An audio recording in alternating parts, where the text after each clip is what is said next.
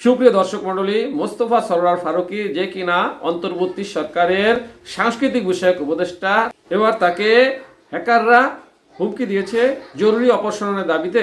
উপদেষ্টা ফারুকীকে অপসারণ না করলে বড় ধরনের সাইবার হামলার হুমকি।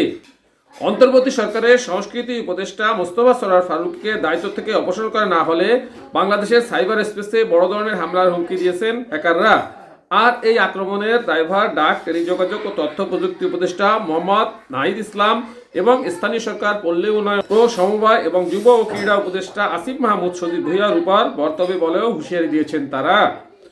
সম্প্রতি ঢাকা বিশ্ববিদ্যালয়ের ইসলামী ছাত্র শিবিরের সভাপতি সাদিক কায়েম সহ বৈষম্য বিরোধী আন্দোলনের কয়েকজন সমন্বয়কের ফেসবুক আইডি সাইবার হামলার প্রেক্ষিতে একটি বেসরকারি টেলিভিশনের সাথে ফোনালাপে এমন হুঁশিয়ারি দেয় একজন হ্যাকার। এদিকে সমন্বয়ক হাসনাত আবদুল্লাহ, সার্জিস আলম সহ অনেকেই তাদের ফেসবুক আইডি ডিঅ্যাক্টিভ করেছেন। বুধবার সন্ধ্যা থেকে এসব আইডি একে একে ডিসেবল হতে শুরু করে। দেশীয় একটি সাইবার নিরাপত্তা সংস্থা জানিয়েছে এটি একটি পরিকল্পিত সাইবার আক্রমণের অংশ। আইডি পুনরুদ্ধারের জন্য মেটার এশিয়া প্যাসিফিক অঞ্চলের কর্মকর্তাদের সঙ্গে যোগাযোগ করছে আইসিটি বিভাগ। হ্যাকারও আরও দাবি করছে সচিবালয়ের অগ্নিকাণ্ডের ঘটনার সুষ্ঠু তদন্ত এবং জুলাই বিপ্লবের সাইবার যোদ্ধাদের স্বীকৃতি দিতে হবে।